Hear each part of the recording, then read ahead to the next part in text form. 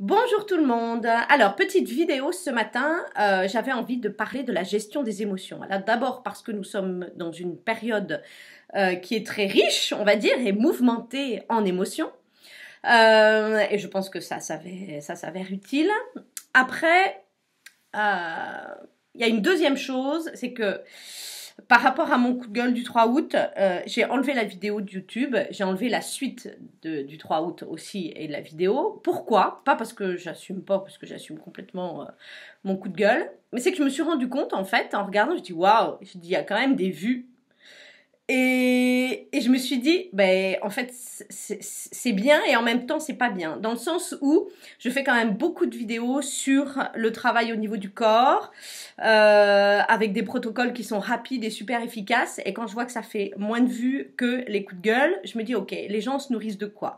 Ils se nourrissent des coups de gueule. Alors, c'est important d'alerter quand même les choses, mais il y a un truc qui m'a dérangée. Et je me suis dit, bah, comme de toute façon les gens en ce moment, et moi y compris, et tout le monde, on est dans une gestion des émotions qui est quand même importante, je me suis dit, s'ils se nourrissent de ça, en fait, ça va pas aller. Parce que les émotions, ce qui est important, c'est que elles doivent être là, présentes à un moment donné, mais après, il faut s'en extraire. Et donc, pendant que je réfléchissais, là, il y a 2 minutes, avant d'appuyer sur on pour la vidéo, je me suis dit, bon, alors, j'ai pris mes petites méditations tibétaines et je me suis dit, bon, qu'est-ce que... Je prends mes cartes et je tombe sur une carte, celle-ci, de Shakyamuni Bouddha. J'enseigne la souffrance, mais aussi la façon de sortir de la souffrance. Et en fait, je pense que tout est là. La souffrance, donc liée aux émotions, en fait, la souffrance, en fait, c'est on vit une émotion. L'émotion, une fois qu'on la vit, il faut qu'on s'en détache, bien évidemment. Donc, il faut sortir de la souffrance. Ce qui est important et de ce que je vois d'une manière régulière, c'est que les gens en fait, restent bloqués sur l'émotion, restent bloqués sur la souffrance, comme s'ils prenaient cette émotion et cette souffrance à bras-le-corps. C'est la mienne, c'est la mienne, c'est la mienne. Sauf que, ce qui est important de comprendre, c'est que la souffrance, en fait, elle est là, voilà, au niveau du cœur, au niveau du sternum. Sauf que cette souffrance et cette émotion, quelle qu'elle soit, peu importe le niveau qu'elle est, il va falloir qu'elle remonte au niveau de la gorge, au niveau de l'expression, et qu'elle puisse partir. Voilà, d'où elle est venue. Ça veut dire que les émotions ne doivent pas laisser de traces. Ça veut dire quoi derrière? Donc il faut sortir de la souffrance et de ces émotions. Ça veut dire qu'on a le droit de les vivre. On a le droit de les vivre de la manière dont on a envie de les vivre, parce que ça appartient à chacun. Je ne suis pas en train de dire que forcément, quand on est en colère, il faut être vraiment en colère. Ça appartient à tout le monde en fonction des personnalités. Il ne faut pas avoir peur de vivre les émotions comme on a envie de les vivre, mais il faut que ce soit ponctuel parce qu'il faut sortir des émotions et il faut sortir de la souffrance. Et ça, c'est vraiment important. Ça veut dire qu'on est dans une émotion ou une souffrance quelques heures après, quelques jours après, parce que ça va dépendre. En fait, une souffrance, vous êtes dans un deuil, bien évidemment, vous perdez quelqu'un, ça peut être une souffrance, donc c'est pas en 24 heures que ça va être bouclé. Mais il va falloir en sortir de cette souffrance. Et ça, l'expression, en fait, passe par cette libération de la souffrance. Et ce qui est important de comprendre par rapport à ces émotions qui engendrent la souffrance, et donc ces attachements aux émotions qui engendrent cette souffrance, c'est d'arriver véritablement à s'en détacher, à se libérer de ça. C'est comme si, en fait, votre mental, quand vous êtes dans cette souffrance, c'est comme si votre mental, en fait, décidait de faire en sorte que l'émotion, en fait, elle vous appartenait et elle faisait partie intégrante de vous. Et ça, en fait, c'est pas bon du tout. Parce que il faut comprendre que à l'intérieur de soi, le mental et l'esprit, ça, c'est quelque chose que j'ai travaillé en méditation récemment. L'esprit, en fait, c'est comme un... Les bouddhistes utilisent beaucoup cette image-là aussi. C'est comme un oiseau, en fait, qui plane dans le ciel. qui se laisse porter par le courant.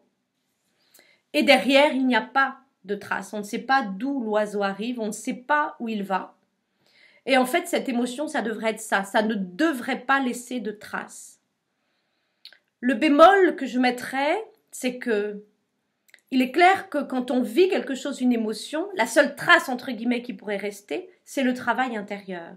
C'est la compréhension, en fait, de ce qui se passe dans l'émotion. Et ça, c'est une chose qui est vraiment importante. Le fait de se laisser emporter par les émotions, en fait, c'est aussi l'ego qui est là.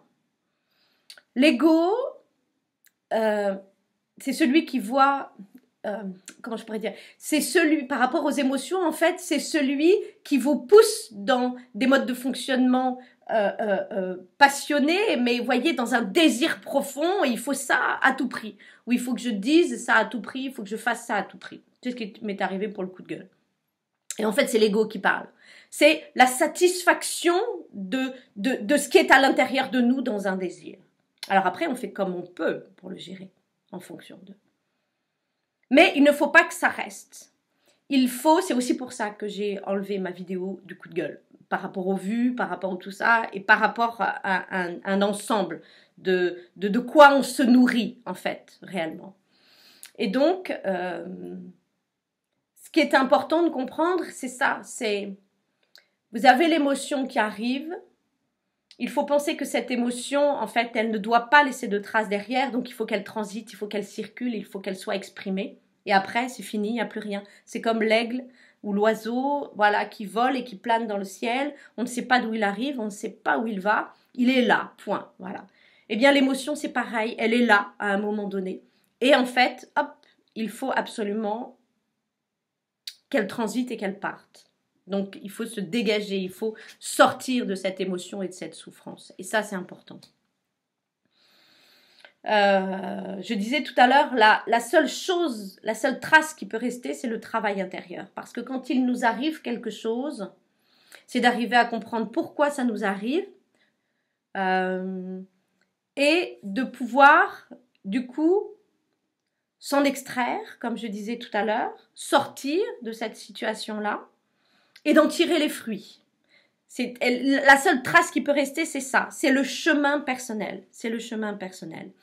Et prendre conscience que, en fait, c'est l'ego, donc le mental, qui, c'est pas qui vous oblige, mais qui a ce processus-là, ce mode de fonctionnement, qui fait revenir systématiquement l'émotion ou la souffrance sur le tapis. Donc ça revient, ça revient, ça revient. C'est quelqu'un qui se fâche, par exemple, avec quelqu'un, et puis une femme, un couple, par exemple, et le lendemain, dans le même état. Dans le même état d'énervement, dans le même état de colère, dans voilà, les gens qui boudent. Voilà, les gens qui boudent. En gros, c'est un peu ça. Et ben en fait, c'est pas possible. Ça veut dire que là, il y a vraiment cette notion d'ego aussi, qui n'arrive pas à lâcher dans une certaine humilité, c'est dire ok, on arrive à comprendre pourquoi est-ce qu'on s'est fâché et du coup on lâche l'affaire. C'est ça en fait, l'ego, c'est à un moment donné de lâcher l'affaire, de lâcher les armes. Et dans la dynamique dans laquelle on est en ce moment, donc on est au mois d'août, je pense que c'est vraiment important de pouvoir lâcher les armes et de pouvoir se nourrir autrement. Je ne suis pas en train de dire qu'il ne faut pas vivre les émotions. Je ne dirai jamais ça. Pour moi, il faut absolument vivre l'émotion. Thich Nhat Hanh qui dit qu'il faut la transformer en sagesse, je suis entièrement d'accord, sauf qu'à un moment donné, il faut pouvoir exprimer les choses, et là, je reste persuadée de ça.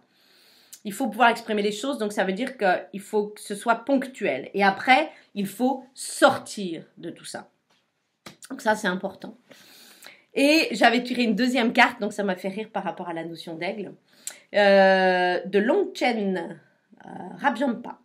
L'esprit devrait être aussi vaste que le ciel. Les événements mentaux devraient pouvoir se disperser comme des nuages. Voilà, ça correspond tout à fait. Pour ça que j'ai rigolé quand j'ai pris les deux cartes qui ont sauté juste avant. Parce que c'est ça, l'esprit devrait être aussi vaste que le ciel. Ça veut dire que, vous voyez là, cet oiseau là qui plane, qui se laisse porter par les courants, dans un d'espace infini, d'espace immense, de liberté, eh bien en fait l'esprit au naturel c'est ça. Quand l'ego arrive, il est dans des désirs, dans des trucs, tout. Voilà. C'est pas grave, il faut juste s'en rendre compte. Ne soyez pas là à vous flageller en vous disant « Ah, mon mental a dit que je suis dans mon désir, etc. Je n'aurais pas dû. Oh mon Dieu. Oh, bah, calmez-vous, tout va bien. » Le principal, c'est de s'en rendre compte et de dire « Ok, la prochaine fois, je ferai mieux. » On n'est pas là pour se flageller tout le temps. Le but, c'est pas ça. C'est d'arriver à comprendre les mécanismes du mental, de l'esprit, et du coup, d'essayer de faire en sorte de disperser, en fait, ces événements mentaux comme des nuages. C'est comme l'oiseau, il n'y a pas de trace derrière. Eh bien, c'est ça qui va être important dans la gestion des émotions. Sauf que, si vous restez bloqué avec une idée en tête, avec une émotion en tête, avec une souffrance en tête, en fait, c'est votre mental qui décide de rester bloqué là-dessus. En fait, vous, à l'intérieur, normalement, vous devez être l'aigle. Voilà. Comme le calme d'un lac aussi. C'est exactement la même chose. Et donc, je pense que c'est important de comprendre, d'observer d'abord et d'analyser en fait votre mental face aux situations du coup qui provoquent des émotions et de pouvoir s'en détacher, c'est-à-dire ne pas être dans ces attachements-là et de comprendre que c'est l'ego en fait, qui s'attache à ces émotions qui sont nuisibles en fait pour l'organisme et qui favorisent en fait la souffrance. Voilà, donc ça c'est important. Le bémol, c'est ce que je rends, non pas le bémol, mais le dièse. Bémol c'est en dessous, dièse c'est au-dessus. C'est pour ceux qui connaissent la musique. Le petit plus que je voudrais dire, c'est que il est important que vous soyez en fait, que vous soyez vous-même. Vous-même dans vos émotions, vous-même dans vos comportements face aux situations, mais que vous développiez cette compréhension des mécanismes du cerveau sans forcément vous flageller. Voilà, ça c'est important. Il y a quelqu'un de ma famille qui avait vu la vidéo du coup de gueule. Et je ne donnerai pas son nom, c'est quelqu'un de très proche de ma famille qui a dit à une de mes sœurs « Ah, mais tu te rends compte, Maud, de ce qu'elle a dit? Les gens, ils vont savoir ce qu'elle a vécu ?» Ben oui, et c'est pas un problème en fait. Et c'est ça qui est important, c'est que dans ce que vous vivez, et moi dans ma place en fait, j'enseigne la souffrance mais aussi la façon de sortir de la souffrance. Donc ça veut dire que moi, je suis pas parfaite. Hein. J'ai du boulot à faire comme tout le monde. Et ça, c'est important d'être dans cette humilité-là. Sauf que moi, j'ai vécu des choses. Et en fait, c'est justement ce que j'ai vécu et toute la souffrance, parce que je dois en être à ma 3e vie, là, dans cette vie-ci. Quand les gens qui connaissent un peu ma vie, voilà, ils savent très bien que je me suis relevée de trucs quand même hyper compliqués. Et donc, j'enseigne la souffrance parce que aussi j'ai vécu la souffrance. Et donc, des personnes qui donnent des conseils et qui parlent et qui n'ont pas vécu de choses forcément profondes et douloureuses, en fait, c'est difficile de parler des choses, justement. Parce qu'il faut pouvoir, moi quand j'ai commencé à être dans la thérapie, j'avais 28 ans, voilà, 27. Thérapie profonde, je parle, voilà. En fait, souvent, je trouvais que j'étais en décalage parce que j'avais déjà vécu plein de choses. Hein. À 20 ans, j'étais déjà, j'ai déjà vécu beaucoup de choses. Mais je me disais que j'avais pas encore tiré les fruits, en fait, de mon travail pour pouvoir le partager. Tout en sachant que c'est toute une vie. Hein. Le travail se fait sur toute une vie. Et donc, moi, j'ai pas honte de parler de ma vie, j'ai pas honte de parler aussi de mes souffrances et d'exprimer aussi comment j'ai pu sortir aussi de ces souffrances-là. Parce que c'est très bien de dire des choses, d'écrire des livres, etc. Mais derrière, il faut pouvoir avoir vécu les choses. Parce que sinon, en fait, il y a des choses qu'on ne comprend pas. Il faut les intégrer et on les intègre uniquement par l'expérience. Donc, en fait, j'ai pas honte du tout de parler de ma vie, de parler de ce que j'ai vécu. Je préfère être dans la lucidité, dans la vérité, dans la clairvoyance. Et les gens qui me connaissent bien le savent. Et donc, ce qui est important de comprendre, c'est que la personne qui a réagi par rapport à cette vidéo, justement, sur ce coup de gueule que j'ai pu faire, ne s'est pas posé la question de comment j'étais par rapport à ce qui m'était arrivé et de comment étaient mes filles. Non. Ce qui était important pour cette personne-là, c'est qu'est-ce que les autres peuvent dire de ce que Maud a vécu. Et donc, surtout, ne rentrez pas dans ce mode de fonctionnement-là. Parce que, bien évidemment, si vous avez envie de libérer vos émotions, libérez-les sans vous poser la question de ce que les autres vont dire. Le principal, quand vous libérez une émotion, c'est toujours important de pouvoir avoir quelqu'un d'à côté qui vous écoute, sans juger, sans dire c'est bien, c'est pas bien, au secours mon Dieu. Voilà, juste une écoute. Et si vous avez vraiment du mal à exprimer les choses, eh bien, essayez de mettre autour de vous des personnes vraiment de confiance, qui ne sont pas là pour juger.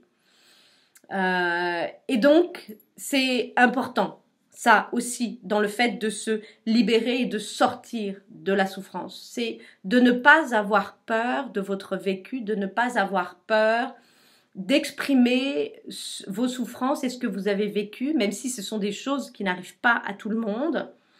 Moi, ce qui m'est arrivé, voilà, on a essayé de me tuer plusieurs fois. Enfin, je veux dire, ça n'arrive pas à tout le monde, que les choses soient bien claires. Je n'ai pas peur et je n'ai pas honte de ça.